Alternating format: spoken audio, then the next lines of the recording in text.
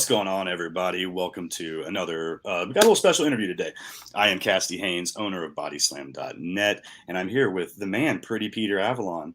What's Thank you going so on, my much. man? I'm feeling good. I'm glad to be here. It's PPA all day. That is, man.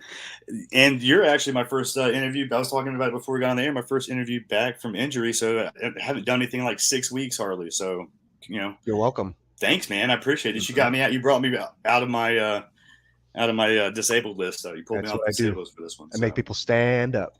But yeah, man, we got a lot of stuff to talk about. One thing, let's just get off the bat. You got a big match this weekend, and that's what we're here to talk about. First of all, you're challenging Homicide for the NWA World Jr Heavyweight title, correct? The notorious 187. I'm coming for your NWA Junior Heavyweight Championship. I'm coming for it, and I'm taking it home. And that's at Catalyst Wrestling's Fear and Loathing in New York City this weekend. Catalyst Wrestling on the 10th, April 10th in Brooklyn, New York. It's my first time in Brooklyn, so I'm excited to be there. Nice. Sunday, I think is at the Muse, I believe, if I looked up that correctly. I think that's the venue, the Muse in Brooklyn. Sweet. So, but yeah, that should be fun. I like those guys, man. I've done a lot of stuff with those guys, interview wise. They send stuff to me, and I know some of the owners, so I think you'll have a good time there, man. I'm excited. An interesting show. Hell yeah. I'm excited to see what they do. It's like anything I've seen on the internet seems like it's pretty cool. So yeah, no, I'm excited. I'm excited to check it out. And I'm in New York. Yeah, and if I'm not mistaken, I think this is his first defense since he won the belt at the Crockett Cup, if I'm not mistaken, right? I'll let the. I don't know. I'm trying to. That's what that was like 2 weeks ago or something like that. 3 weeks ago. Yeah, I believe so. So I might be his first defense. Yeah. So, but it'll be his last as well. So it's all right. That's what I like to hear, man. You've done a lot of work for NWA in the past. Do you So you're familiar with that? Yeah. I have victories on NWA 10 pounds of gold. I have 2 victories over former NWA World's Heavyweight Champion Tim Storm. That's right. Boom! Yes, PPA all day. That's right. So I have victories already. I've gone after titles. Hell, I challenged for the NWA World's Heavyweight Championship when Nick Aldis was champion back in on my television show, Championship Wrestling from Arizona.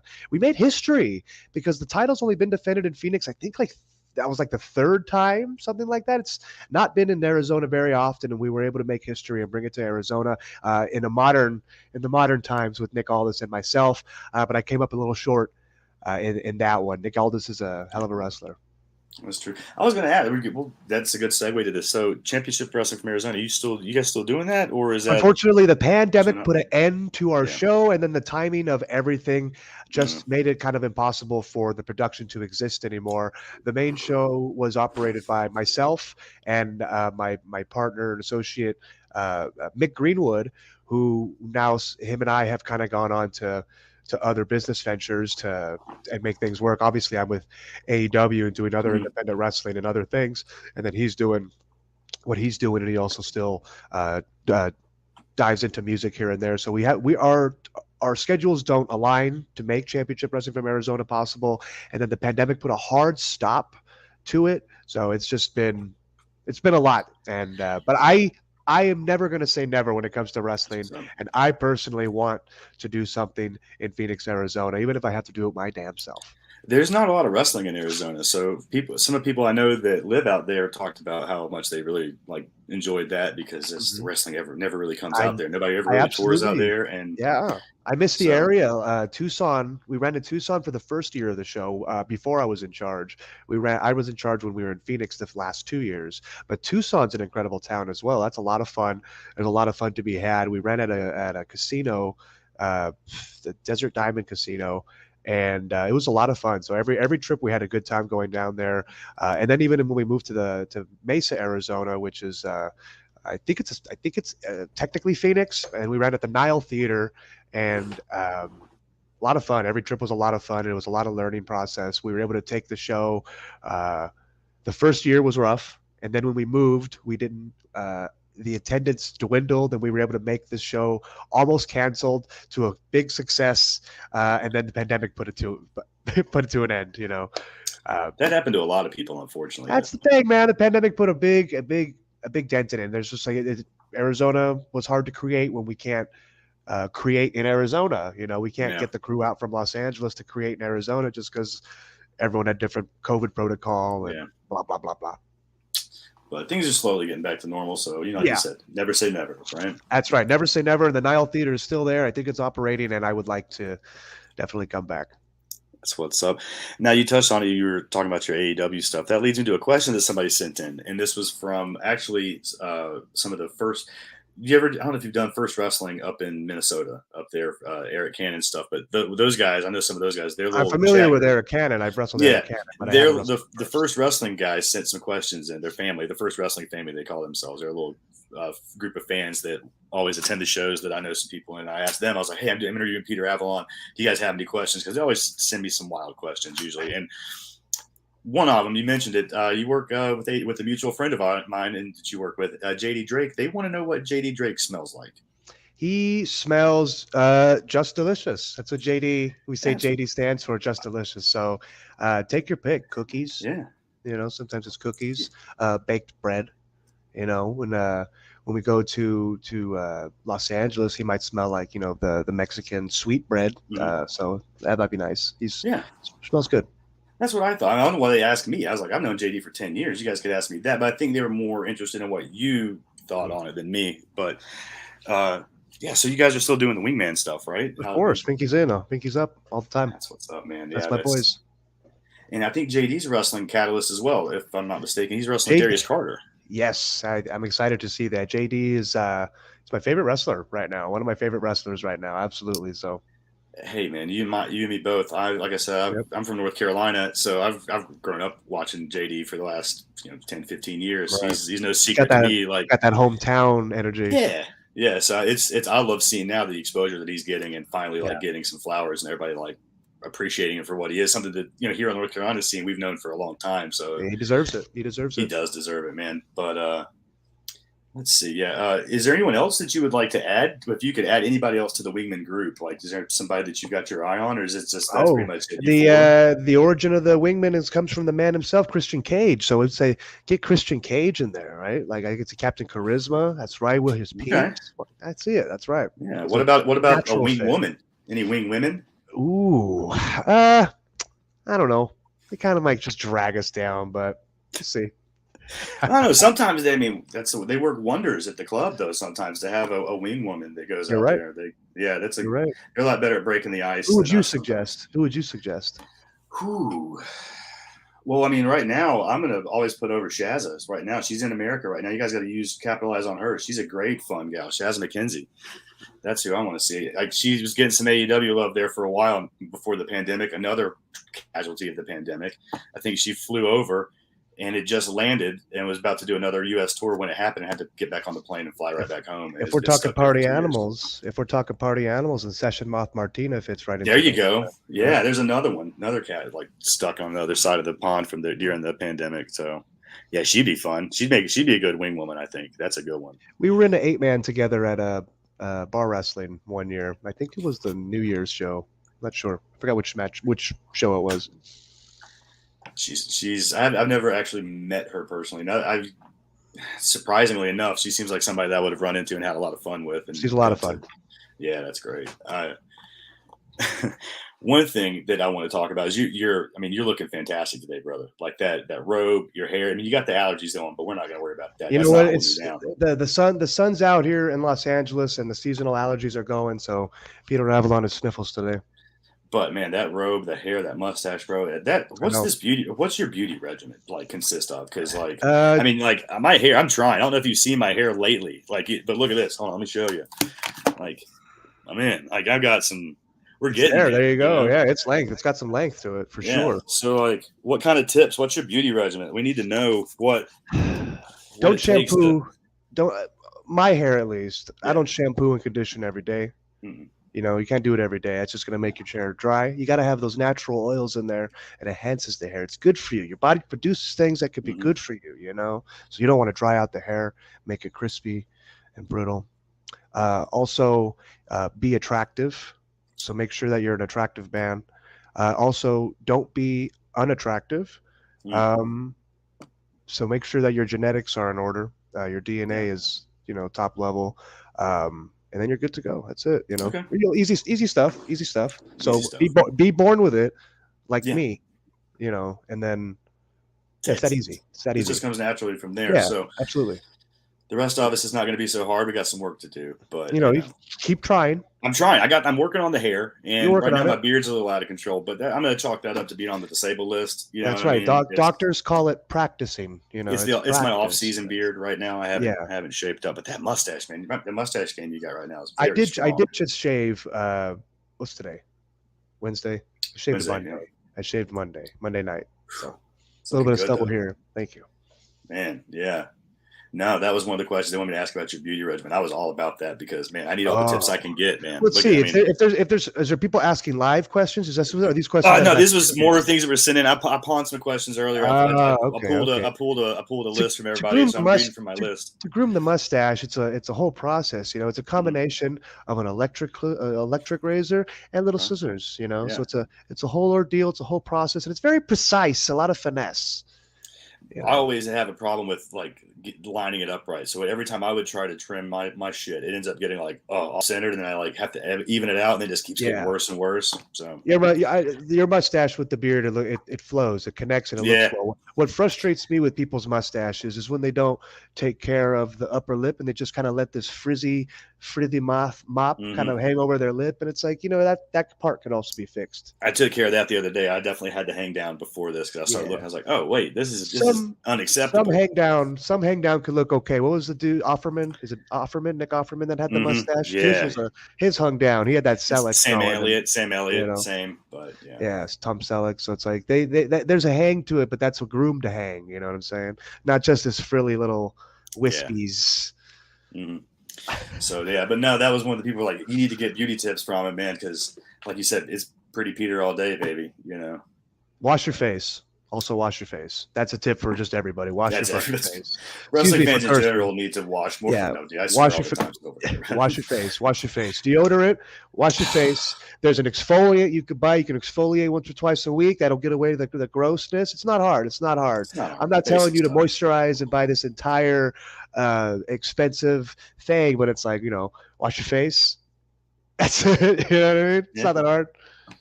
Another one that they had is this question that was sent in. It kind of reminds me of in just the robe in general, the Continental, the Christopher Walken skit from Saturday Night Live. So they want to know what's the ideal date, food, location. Tell me about your date, how it ends. What's Pretty Peter's ideal date?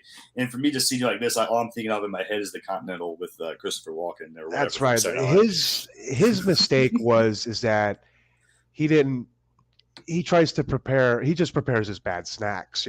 I understand the bad snacks. That's why we eat first before we come over, because all I have is bad snacks. So that's the one thing I try to do. So when you come over, it might be the Continental. I'm gonna have bad snacks and cheap Colt 45s in the fridge. Because I like what I like, But we're gonna go to a nice place first. You know what I mean? And we're gonna go to a very nice place. I like a Brazilian steakhouse. We'll go there. They'll bring you the food. They'll bring you the nice meat, the different kinds of meats. You like beef. You like chicken. You like it all. You don't eat meat.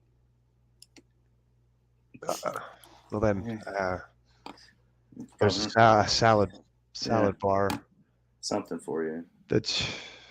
I don't know why we're going out then at that point. Yeah, right? I mean, you know what? I take that back. I've been to some nice vegan restaurants. I live in Los Angeles. You know what I mean? So you just got to know. You just got to know where to take them first. Then you bring them back and you give them your real bad snacks.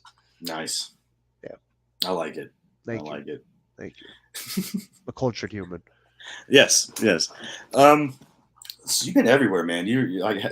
I had it wrote down on my notepad. The other one, but how many years have you been doing this? It was 13. 13. I was gonna say 14 was what I thought I remembered, but 13 years now. Yeah, 13.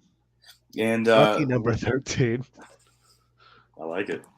And one of the things that I guess my first exposure. Well, I'd seen you before, but I recognized when I saw you on TNA that time as Norv Fernum. That's it. So let's talk about that. How did that gimmick, that name come from? Who was that? You? Did you have any say in that? Was that them? No, I had no say whatsoever.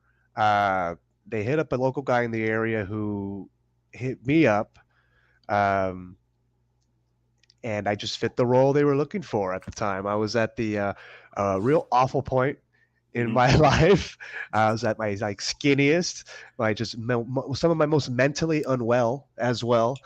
So it's like sometimes things would fall onto my lap at a weird time, and I got a lot of like really cool wrestling gigs in my life where I was at my absolute like just physically and mentally some of my just worst, almost rock bottom, which is funny. I had an incredible time at Lucha Vavoom, and then Impact Wrestling was happening at the same time as I was miserable. So I fit the role of what they were asking for was somebody who did not look like a wrestler. And here comes skinny little Pete. Here I am. I'm at my absolute smallest. I think I weighed a buck 39. So I was not doing well, man. I looked ill. And so like they put me in a singlet, and they said you're going to be a nerd, and I was like, all right, no problem.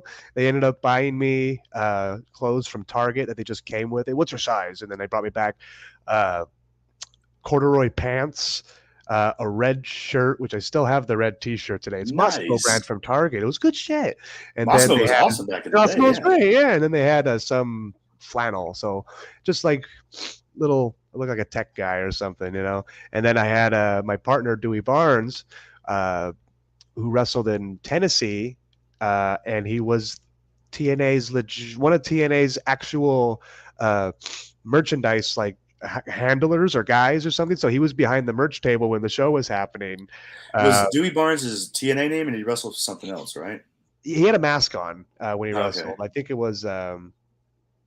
Because these Tennessee guys, I should know the Tennessee guys, man. That's why I'm like racking my brain. He wrestles, I think, now as Dewey Barnes. Okay. I don't remember what his mask gimmick was. And honestly, I don't know if I should be unmasking him. I don't know if he was unmasked. Yeah, no, I'll look it up. I'll ask my Tennessee people. Yeah, because that's like where I met most of it. Everybody was in the East Tennessee like circuit that would run through my area here. So like I know all those guys. Yeah, but they teamed us up because he looks like. He wore a mask because he's a nerdy looking guy too, and I was a nerdy looking skinny guy, and so they just put us up together as just nerds, and we were to enhance Ethan Carter III during his whole debut there, and I think our producer at the time was Jeff Jarrett, and then when in the middle of that he left or fired or I don't know if he quit, I don't remember. Yeah, whatever happened there. He left. He was gone though, and that's where any nerd momentum stopped, and they kind of just stopped running with us.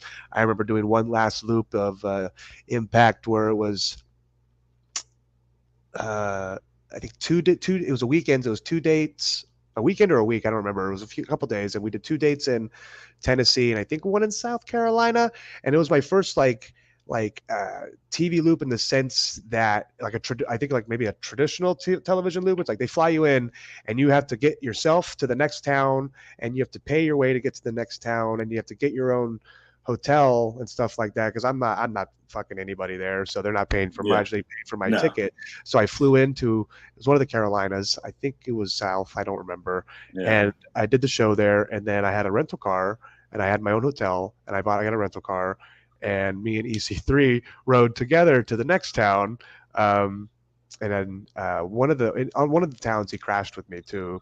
And then we just rode together that loop, and then we flew out home our separate ways out of I want to say Nashville. It was a lot of fun. It was cool. I got to know him. He's a cool guy, and it was fun to be a part of television. I was already a part of television with Championship Wrestling from Hollywood and other little things I had done in Hollywood, but I wasn't a part of television in a traveling sense. So that was real cool experience. That's awesome. And then that was my last thing I ever did there. 2015, a one-off weekend where they brought back a bunch of like EC3s like past, and then he just beat me up. Yeah.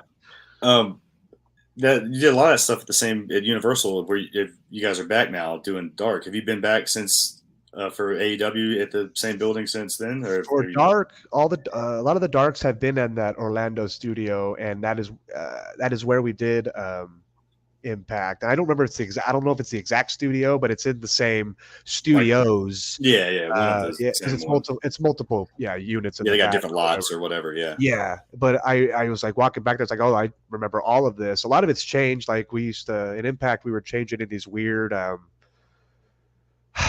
I think I could compare them to like those weird additional classrooms. You know what I mean? There's kind of like separate building. They're like these weird separate big It's like a crates. trailer. A trailer, yeah. It was like a trailer. Yeah. I had classes in those here because we had a fire or something, and like a bunch of trailers. So they just stacked us in the back. You know how they look. They're not quite a double wide, but they're also not quite a single wide. They're kind of in between. Yeah. But it had a couple of those to change in, and that was like just smack dab in the middle of one of these like outside. Rey Mysterio went head first into one, and you had that down there too. Yeah. They're gone. Those were gone, and then it was just like a bunch of open stuff, and then we're changing in another room, and everything's kind of changed how it operates, but it's just nice to be back at the studios. It's kind of reminiscent of old Impact, and then I always thought it was cool doing Impact originally because like that's where all those Nickelodeon shows were made. So it's like you see plaques for Global Guts and Legends of the Hidden Temple and other little like Disney and or Nickelodeon. Man, I grew up on that stuff. Yeah, me too. So it's like, oh, cool. I'm in the same place they did all that shit. I was a Double Dare, and you can't do that on television, and all those like shows growing up. Yeah, what would you do? I think all that was there. So a lot of those stuff was there. Yeah. Yeah, what would you do? And Guts and Legends of the Hidden Temple, Legends, all those things. There was a video game show that I remember watching that was not very good. Nick Arcade. Yeah, man, that was a good one. Yeah, that was a good one. Shit, man. So let's see. Let's talk. We talked about TNA. That was one of the ones there. Now, what else you got coming up other than the Homicide match, which is big? We'll circle back to that. We'll talk about that again later. But what else is on the plate for you? I'm back again, working again with Championship Wrestling from Hollywood and Primetime Wrestling, the United Wrestling Network. Nice. Hometown boy, the United Wrestling Network's own Pretty Peter Avalon. He's back at United Wrestling Network. He's going to be at the Oxnard Improv on April 21st to Thursday. We were just at the Irvine Improv, so we have a relationship now with the with the Improv comedy clubs, which is awesome. These are big stages, man. We're sharing like the Irvine stage. We've headlined there before when it was myself versus David Arquette back in 2018. We sold out. Oh, that's cool, man. Yeah, I've seen footage from that. That's awesome. It was great. We sold out. We packed out then, and then we were back just last month, and we did it again. We had Chris Dickinson in the house. We had myself in the house. We had a lot of good stuff going on. And the next one in Oxnard is going to be dope, man. Is that the one that Dickinson's wrestling for the title against Davey Richards? Is that the same show? Oxnard. That's the one in Oxnard. So that's going to be a hell of a show, man. We have Chris Dickinson and Davey Richards. That's going to be a hell of a hard-hitting match, man, for United Wrestling Network. And then me and Ray Rosas, our tag team action is happening there. So we're bringing our tag team back to to TV.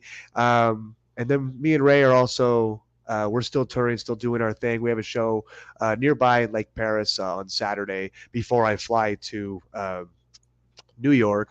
And we just did a great grand tour of San Francisco and part of NorCal with Prestige Wrestling and West Coast Wrestling, where we tore it up. Okay, because I was about to ask. So that was another question somebody sent in. One of my staff members, Anissa, she wanted to ask about PP Ray.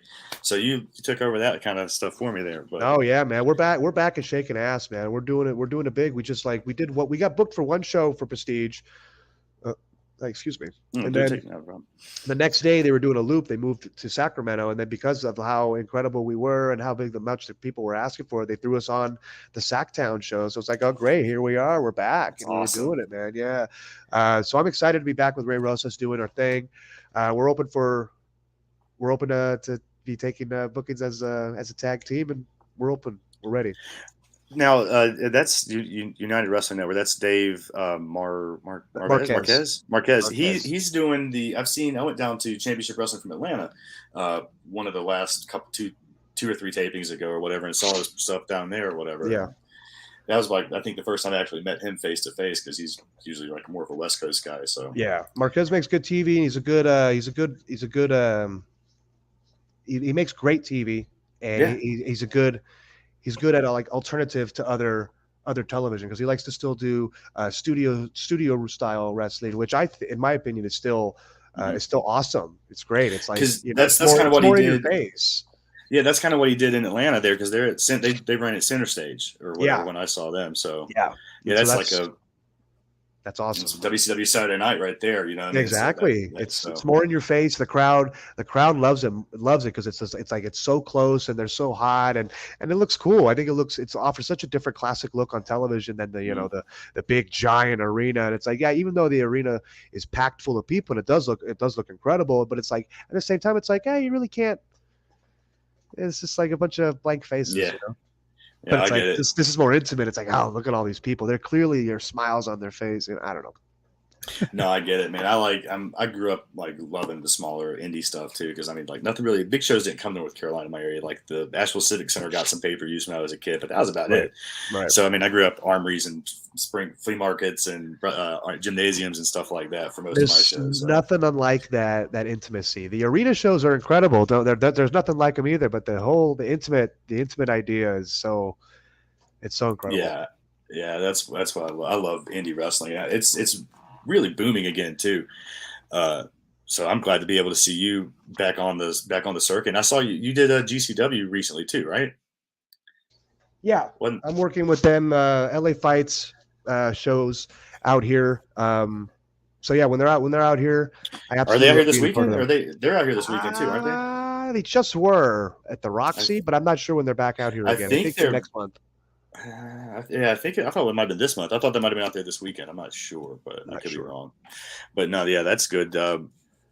What'd you think? I mean, I'm a big fan of their work, man. I love all those guys, Kevin Gill and Emil and all those guys. I know KG. I know KG from a few years back, and he's always been a great guy. I know Emil from back when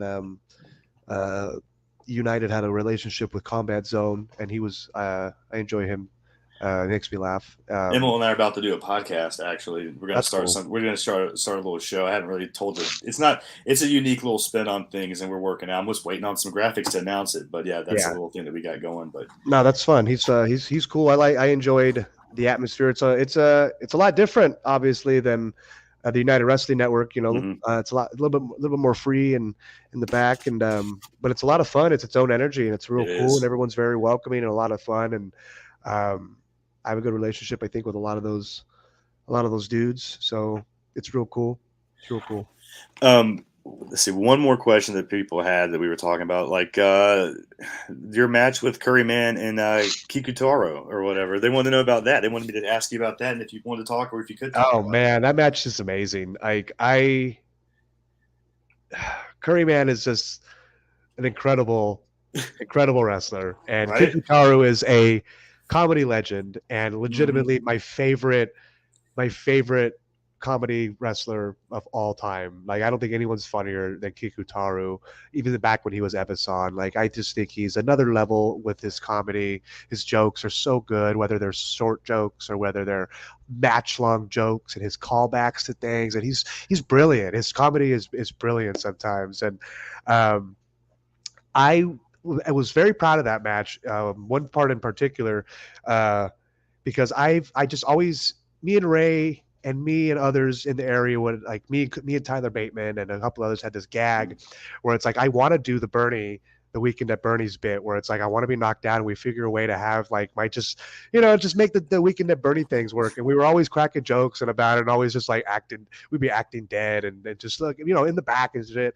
And then I was like, we have to do it. These are the perfect guys to do it. So we were on the, like, days before and on the way there, mostly on the way there, I was like, all right, I have to figure out how to make this gag work. So when I got there, I told Ray, I was like, we have to do it. The only idea I had for that entire match was this joke, or the Weekend at Bernie's joke. And Ray's like, all right. So I'm telling him the stuff that I thought of, and he's throwing some of the ideas to make it tweak. And we're like, shit, what can we do? We were, some of our ideas were like, it's too long, or we don't have a way to circle back to finish it off. And what do we do?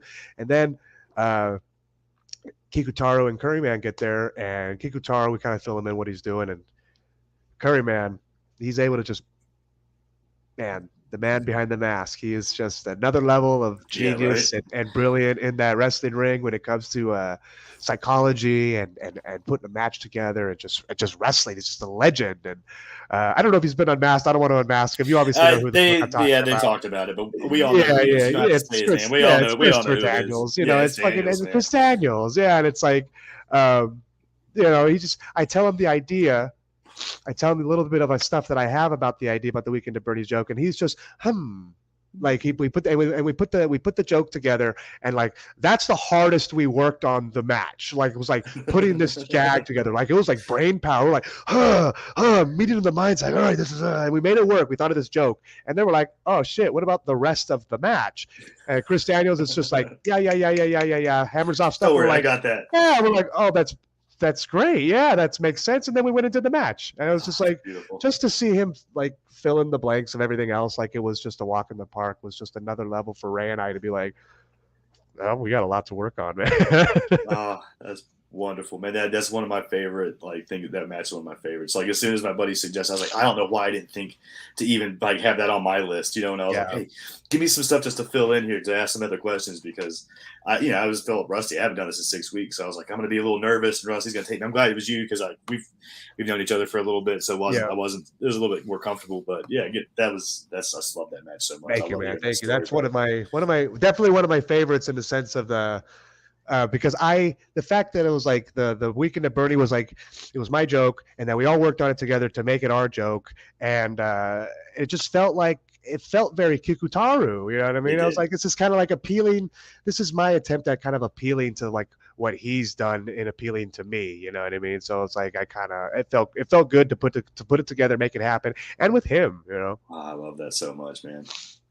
That's what's up. But yeah, let's get back to this weekend, man. Before we let you go, we've been talking for a little bit, but you got Homicide, man. Let's talk a little bit more about that. Like, have you ever wrestled him before? Never wrestled Homicide. He's been around for a long time, but I have wrestled and I have beaten his former PWG Tag Team Champion partner, B-Boy.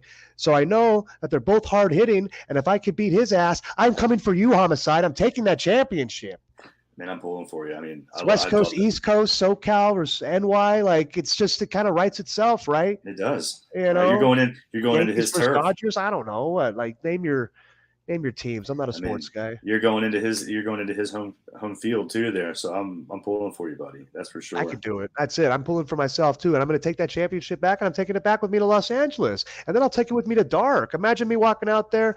Hello. Dude, that's what we need. That's what you need. A nice strap on your shoulder to go out there, and a Prestige just wanted that too. That's right. The NWA World Jr heavyweight title has been held by some very, very, very